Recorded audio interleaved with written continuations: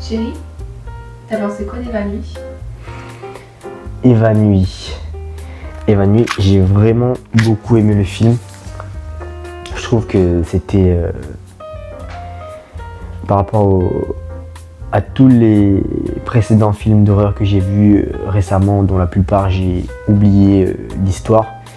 Je pense que c'est un film qui va me marquer quelques années, un peu comme La Main ou Hérédité ou Midsommar. C'est un film qui, je trouve, en plus d'une narration qui est vraiment intéressante, même si parfois ça devient un peu long, les différents points de vue des différents protagonistes. Je trouve que voilà, le jeu d'acteur, l'histoire et tout est vraiment ultra passionnante.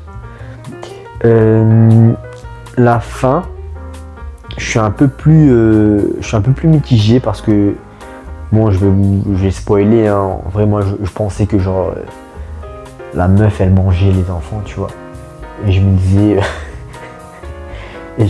ok, en vrai il y a probablement il y a une vraie fatalité à la fin du film.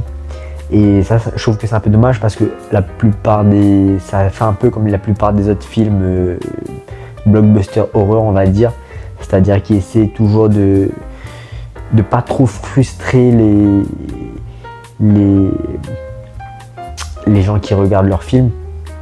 Où souvent tu sais que voilà, il y a des gens qui vont pas mourir, il y a des gens qui voilà, ils vont pas tuer d'enfants, ils vont tel personnage c'est sûr qu'il va rester jusqu'à la fin. Ouais, du coup, ouais, voilà, les personnages, un peu comme la plupart des blockbusters, les blockbusters d'horreur, tu sais qu'il y a des personnages qui vont pas mourir et donc du coup à la fin, ça enlève un peu ce côté gravissime où tu dis bon, bah, au final les enfants sont pas morts quoi. Bon, après c'est pas qu'on veut voir des films où les enfants meurent, mais mais je veux dire que si tu prends par exemple Annabelle, le premier film, où tous les enfants, dès le début du film, tu sais que tous les enfants vont survivre et qu'il n'y a pas vraiment de gros danger. Donc là, le danger est beaucoup plus palpable. L'antagoniste est quand même, tu sens qu'il y a une dangerosité derrière elle. Il y a des personnages qui vivent des choses vraiment dramatiques. La peur est bien retranscrite. Et je trouve que Josh Brolin dedans, il joue quand même assez bien. Même si moi c'est pas un acteur que j'apprécie plus que ça. Je trouve qu'il a un visage un peu monotone. Bon, Thanos, ça lui a donné un peu ce côté un peu épique, un peu méchant, iconique. Mais là-dedans ça va, il a quand même un rôle qui est pas mal. Donc ouais, je trouve que Eva Nuit, c'est pas le chef-d'œuvre du siècle non plus, mais c'est quand même un bon film d'horreur qui arrive un peu au niveau d'un Hérédité ou Midsommar, je trouve. Après, c'est un horreur un peu fantastique. Ouais, c'est un peu comme un. La réalité, ça peut pas arriver.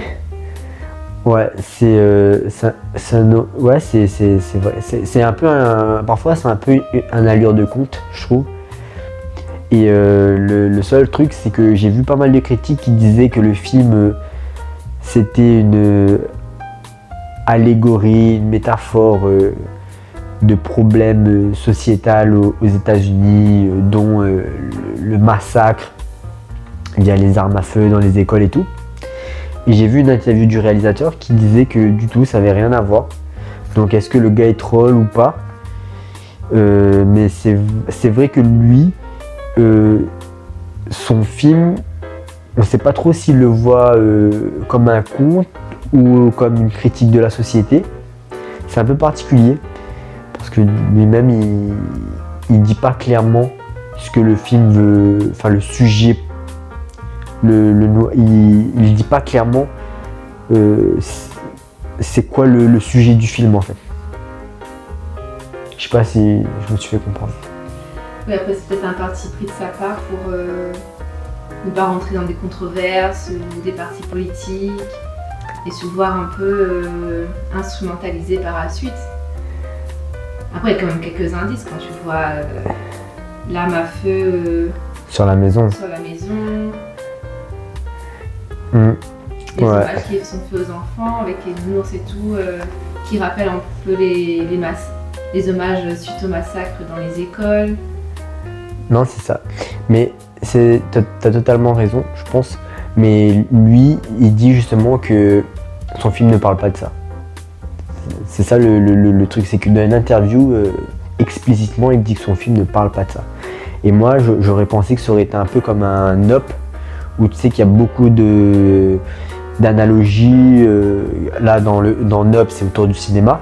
Là, c'est, a priori, on se dirait autour de la manipulation, autour des armes à feu, des choses comme ça, autour de la drogue aussi, par rapport au camé. Mais lui, il dit que non. Donc ça, c'est un peu space, on va dire. Mais globalement, après, voilà, le film est top. Voilà, chérie. On peut retoucher ma liste, c'était un peu long au début. Ouais, c'est un peu long, mais c'est un peu long parce que je pense qu'il y a trop de va-et-vient. C'est-à-dire que par rapport à la narration, c'est intéressant à chaque fois de voir les différents points de vue de chaque personnage. Sauf que souvent, au bout de 4 fois, tu as déjà vu la même chose en fait. Et il te rajoute que 3 minutes de plus que tu n'as pas déjà vu. Tu comprends ce que je veux dire? Donc au final, parfois tu vas voir 5 fois le même truc alors que elle aurait pu raccourcir un peu plus et aller plus là sur ce qu'on nous on n'a pas vu, je pense. Ça aurait rendu le film plus digeste.